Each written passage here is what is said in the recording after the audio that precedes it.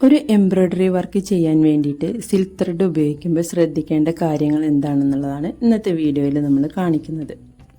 Silk thread എങ്ങനെ set ചെയ്യാം, arrange ചെയ്യാം എന്നുള്ളതെല്ലാം കാണിച്ചെങ്കിലും ഒരു ഡിസൈന് വേണ്ടിയിട്ട് സിൽക്ക് ത്രെഡ് ഉപയോഗിക്കുമ്പോൾ അത് കുരുങ്ങാതെ എങ്ങനെ ആ ഒരു വർക്ക് കംപ്ലീറ്റ് ചെയ്യാം എന്നുള്ളതെല്ലാമാണ് നമുക്കിന്നൊന്ന് നോക്കേണ്ടത്. ഈ ഒരു സിൽക്ക് ത്രെഡ് നമ്മൾ നോട്ടൊക്കെ ചെയ്ത് വെച്ചിരിക്കുന്നതാണ്, അറേഞ്ച് ചെയ്ത് വെക്കുമ്പോൾ ചെയ്യുന്ന പോലെ.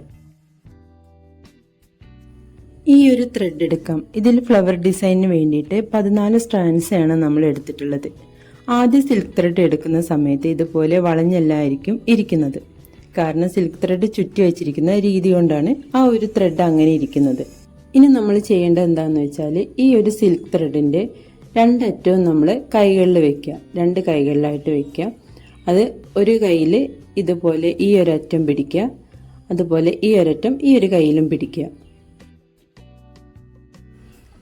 എന്നിട്ട് ഇങ്ങനെ പിടിച്ചതിന് ശേഷം നമ്മൾ ഈ 2 വിരൽ വെച്ചിട്ട് ഇങ്ങനെ ടൈറ്റ് ചെയ്ത് വെക്കുക. ഈ കൈകൾ ഇങ്ങനെ ചേർത്ത് പിടിച്ച് വെച്ച് 4-5 പ്രാവശ്യം ഇങ്ങനെ വലിച്ചെടുക്കുക. വലിക്കുന്നതിനനുസരിച്ച് ത്രെഡ് ഇതുപോലെ സ്ട്രെയിറ്റ് ആയിട്ട് വരും. അപ്പോൾ നമ്മൾ നേരത്തെ കണ്ട ഒരു ത്രെഡ് അല്ല ഇത്. നേരത്തെ വളഞ്ഞിരിക്കുന്നതാണെങ്കിൽ ഇപ്പം നന്നായിട്ട് സ്ട്രെയിറ്റ് ആയിട്ടുണ്ട്. ഇത് റിംഗ് നോട്ട്സ് ഒഴികെ ബാക്കി എല്ലാ സ്റ്റിച്ചിനും ഈ ഒരു മെത്തേഡ് മാത്രം ചെയ്താൽ മതി. ഇനി നമ്മൾ ഉദ്ദേശിക്കുന്ന ആ ഒരു ഡിസൈൻസ് നമുക്ക് ഇതിനകത്ത് ചെയ്തെടുക്കാൻ പറ്റും. ഇനി ഈ ഒരു ത്രെഡ് നമുക്ക് സൂചിയിൽ കോർത്തിട്ട് നമുക്ക് സ്റ്റിച്ച് ചെയ്തെടുക്കാം. ഇപ്പോൾ ഇതൊരു ത്രെഡ് പോലെയായിട്ടാണ് ഇരിക്കുന്നത്, ഒറ്റ ത്രെഡ് പോലെയായിട്ടാണ് ഇരിക്കുന്നത്. നമ്മൾ ഉദ്ദേശിക്കുന്ന ഒരു ഡിസൈന് ഈ ഒരു ത്രെഡ് വെച്ച് നമുക്ക് ചെയ്തെടുക്കാൻ പറ്റും. ഇനി സിൽക്ക് ത്രെഡ് തന്നെ ഉപയോഗിച്ചിട്ട് റിംഗ് നോട്ട് ചെയ്യാൻ പ്രിപ്പയർ ചെയ്തെടുക്കുന്നത് എങ്ങനെയാണെന്നും കൂടെ കാണിക്കാം.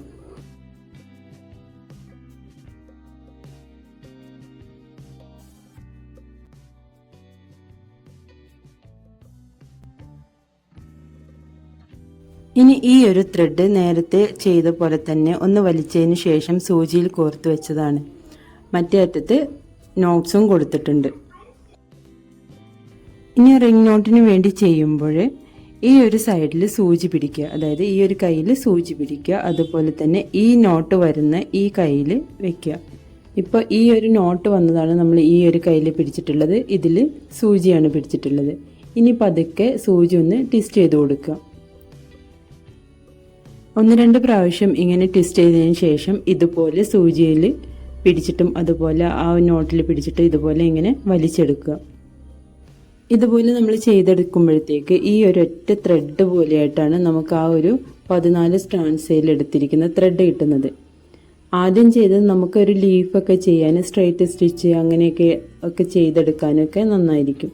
പക്ഷേ നമുക്ക് റിംഗ് നോട്ട് ചെയ്യണമെങ്കിൽ 2 ഇതളായിട്ട് നിൽക്കണമെങ്കിൽ ഇതുപോലെ ഒറ്റ ത്രെഡായിട്ട് കിട്ടുമ്പോഴേ നമുക്ക് ആ ഒരു ഫ്ലവറിൻ്റെ ഇതളുകളെല്ലാം കറക്റ്റ് വരുന്നുള്ളൂ. അപ്പോൾ റിംഗ് നോട്ട് ചെയ്യുമ്പോൾ നമ്മൾ ഇതുപോലെ വലിച്ചിട്ട് ഒന്ന് സ്ട്രെയിറ്റ് ത്രെഡാക്കി എടുക്കുക.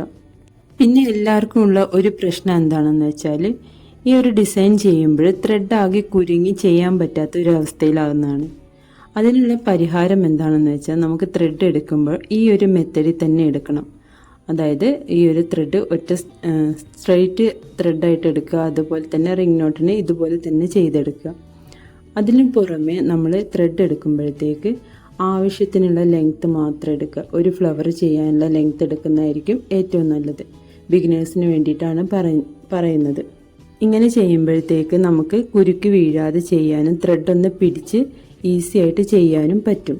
അപ്പം നമുക്ക് ആ ഒരു ഫ്ലവർ ചെയ്തെടുക്കാനും എളുപ്പമായിരിക്കും. അതുകൊണ്ട് ലെങ്ത്ത് കുറച്ച് എടുക്കുന്നതായിരിക്കും ഏറ്റവും നല്ലത്.